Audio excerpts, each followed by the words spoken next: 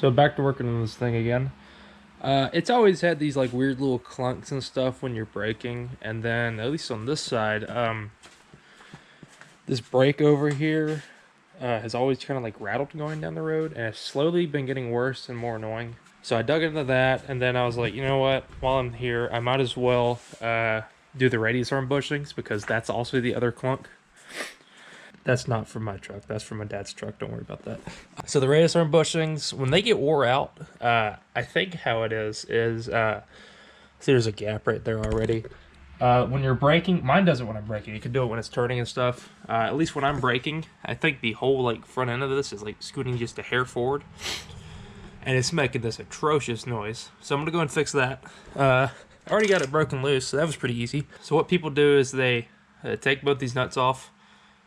Then they kind of just, you know, push the front end forward and get this out and replace everything. And I just realized I've got the thing supported with jack stands on the front end, so I can't just push it. Maybe that's enough. I've shook it a lot, and it seems pretty sturdy.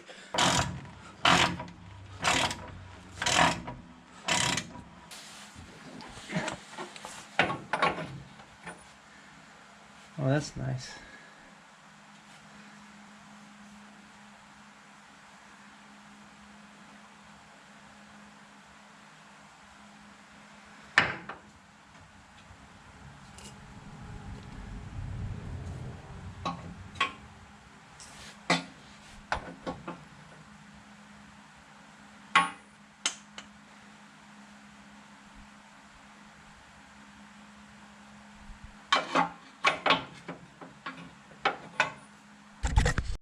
So, yeah, scratch the radius arm bushings I was talking about. I was going to do it. I actually got that one all the way off over there like you saw. But you can see that cat is right beside that one. And I can't get a wrench or anything on there. And even if I could get this cat off, which I can't, it's not going to help me anything because it's too close to this flange right here, which is like this one piece that goes up to the headers. And we both know I can't get that off because you've seen the exhaust in this thing. So I guess for now I'm just gonna listen to these things pop away. I did tighten and torque that one over there. Place order the advance I need to go get in a second. It's the clips that will fix these rattly brakes. I guess that's the video's main focus now. It's because, well, I've actually seen this issue in a lot of the forums and stuff, where you're just going down the road and just it sounds like you put a bunch of AA batteries into a 50-gallon barrel and then rolled it down a hill, but the hill is like rocky and there's boulders and there's a cliff at the end, and it just makes the awfulest noises. This side was the mate side that was doing it. That brake looks fine. This is my Haynes manual. There's a clip. That's how it's supposed to go on. And then insert new rattle clip in the lower piece of inner pad. So the pad kind of goes like that. Actually, it goes like that because it's on the driver's side. So I'm assuming you put it right there. And then make sure the tabs on the spring clip are positioned correctly and the clip is fully seated on the inner pad. So that's the part number for the clips. And then that's the clips. Does that look right to you? I don't know. I get that matches the picture. So slides in a little right there. Kind of gotta push that little ear down, and that's what clamps it in. So I'm gonna get the rest of it on, maybe.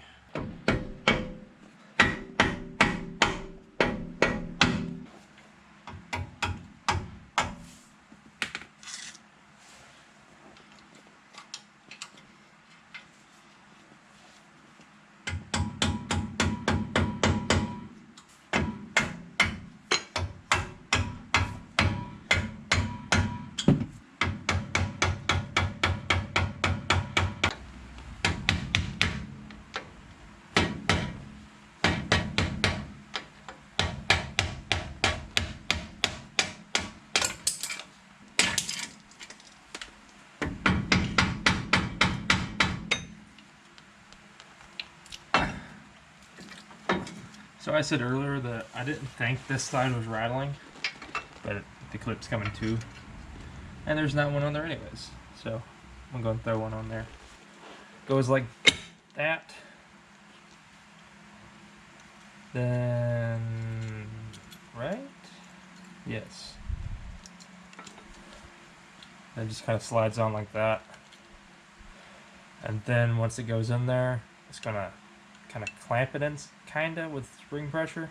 It's just gonna keep it from rattling, in theory.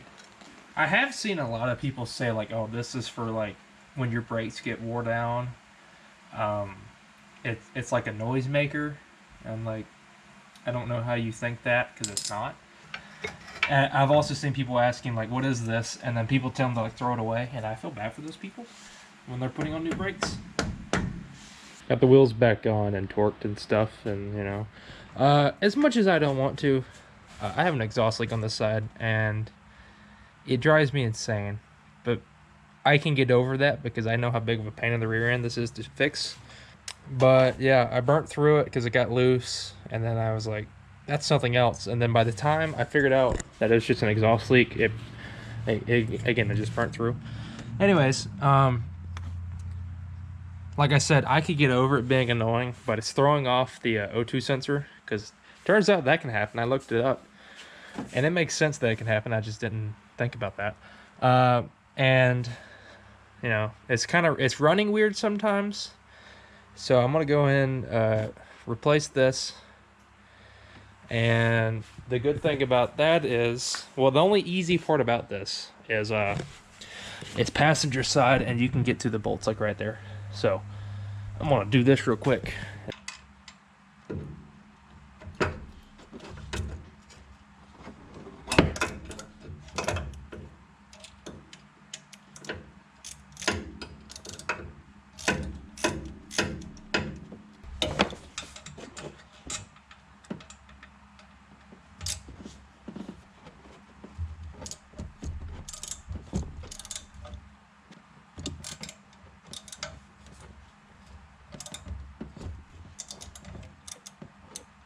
Here's the old exhaust gasket.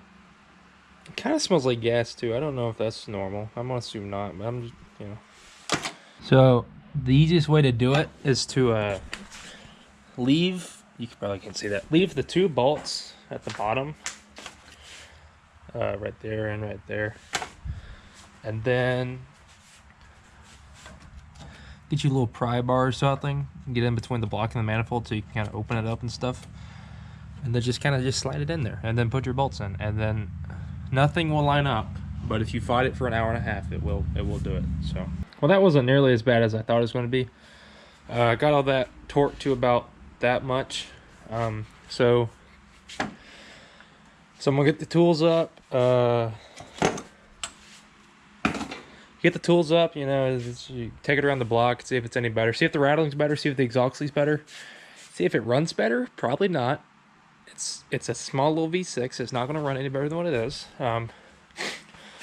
Let's do that. So the exhaust leak's gone.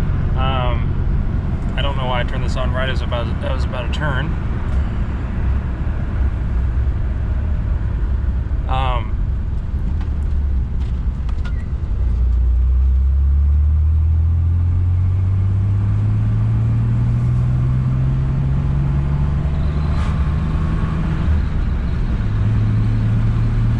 Yeah, so the exhaust leak's gone. The rattle is just a little bit better. It's still there, but I'm not too sure if that's not something else. Get on your side of the road. I'm not too sure if that's just something else. So on a front wheel drive, it's a CV axle that goes from the transmission to the hub. I don't know what it is on like a 4-wheel drive, but that's kind of loose on the driver's side. So that's it. That could be it.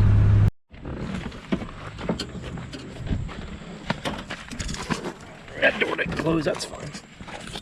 This is what I was talking about.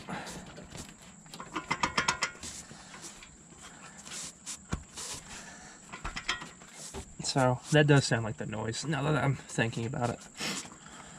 So the brakes, that brake clip probably helped a lot. but that's still what I'm hearing. That's okay. But I needed to pull over anyways because I forgot when this auction ended. Hour and 8 minutes, I'm still the highest bidder, so that's the main thing. Back at the garage, next thing I need to look at, this also annoys me, this little flappy thing right here that it kind of just hangs out when the hood's closed. I despise the way it looks. I'm going to use some CA glue that we got to use on the RC stuff.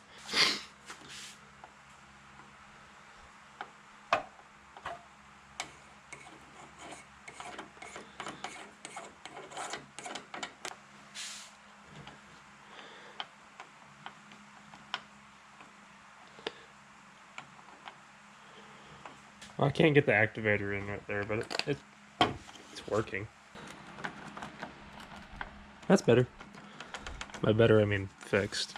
Also, watch this stuff because it melts through things, including your fingers. So don't do that. So probably the last thing I want to do in this video, which I've kind of decided to be like me fixing all the annoying stuff that I don't like about this thing.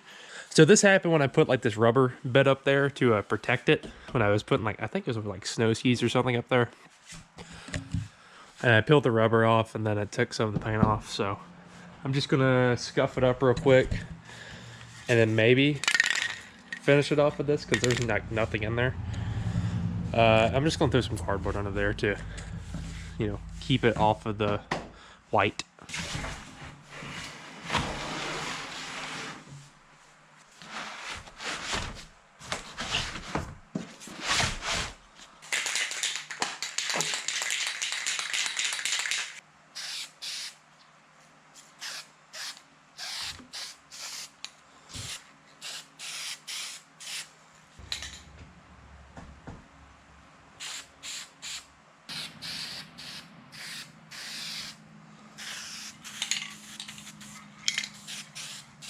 I also forgot to mention, I got a new windshield in this thing, and I picked up some of this trim at a junkyard. I paid like 10 bucks for it. It's off of a Ranger. I wanted the chrome, but the more I started looking, I think the black is actually supposed to be on these Bronco 2s, even though it's, you know, stainless underneath it. But yeah, if you remember before, it was just all kinds of silicone, like stuck around it. You can actually see some of it still. And it turns out in one corner, it was liquid nails, which actually is what broke the windshield. Because he got the silicone out, but the liquid nails didn't come out. So, paid 200 bucks for a new windshield. I've got like the tinted piece up here now. That's pretty neat. And I've got a spot for a rearview mirror, which the other window didn't have. So, that's nice. But anyways, there's these little bad looking spots that I'm gonna try to touch up too while I have the paint out. I think I have white paint out here, I don't remember.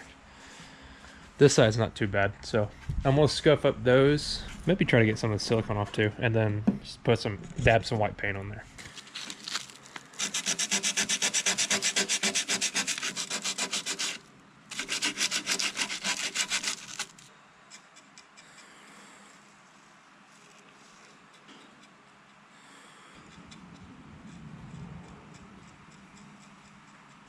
So that looks worse up close, but if you're like 50 foot away, it looks fine. And then you get there, and well, on camera it looks good. So I'm gonna say that's good then. The roof rack looks a lot better. I kind of hated how that just kind of peeled the paint off, but that wasn't too bad. And I didn't have to buy any paint, which was nice. So gonna be into this video. Don't know what the next video is going to be, but you know, I didn't think there'd be another video on the Bronco this soon, so who knows. So, see ya.